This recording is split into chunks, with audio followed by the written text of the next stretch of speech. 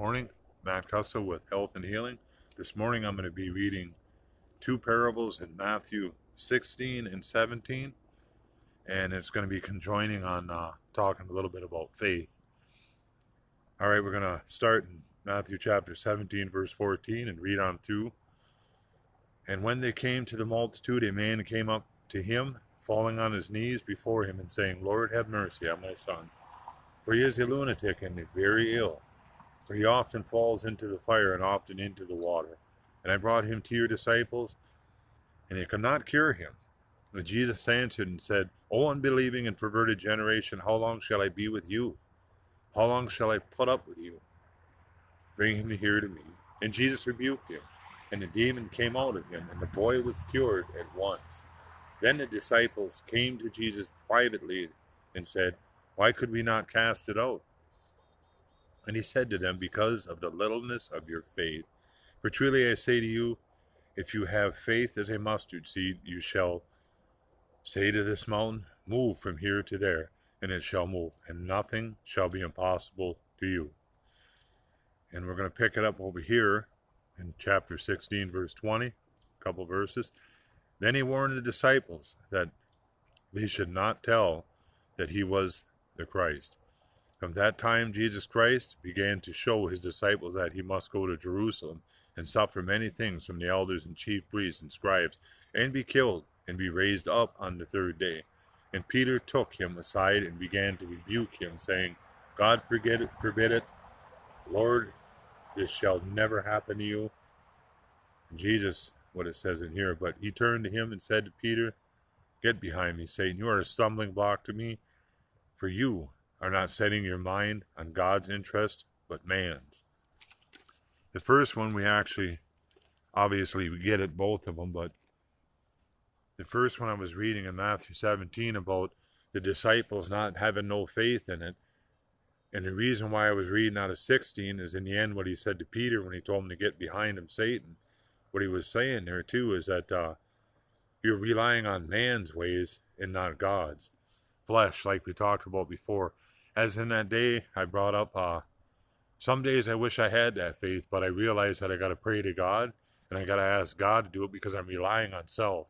We talk about that a lot, but it's one thing that you got to keep talking about is you got to have faith in God.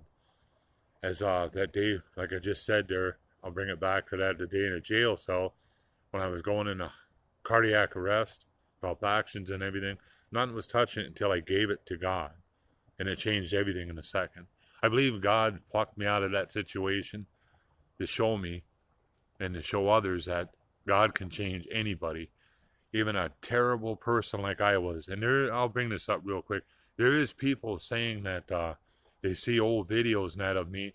I can't control those that were on YouTube from before and that of my past Satanist ways, but in a way, I guess it sounds weird to say this or off balance, but in a way that's probably a good thing because it can show two sides of a person. And I believe that the miraculous way that God changed me, I never changed myself. I mean, you got to have faith. That's what we're talking about. Self-will to get you through also with God. As this morning when I was reading with in chapter 3 of Genesis, when the serpent was just waiting there, for the tree of good and evil, knowledge of good and evil, when he enticed the woman and man, the sin. And, they had free will, but he didn't force them into it.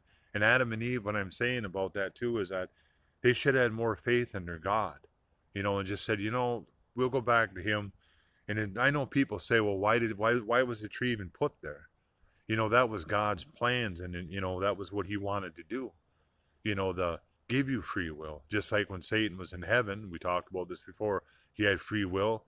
He chose to do it his way, and look what it did. It ruined everything. It ruined race and everything because of fallen angels, we'll say, not having faith in God and being in self and wanting to be above God. And I think that's what we do sometimes. In me, we put ourselves above God, and that's why we don't have the right faith. Our faith is relying on ourselves, which is, well, about like that tree over there.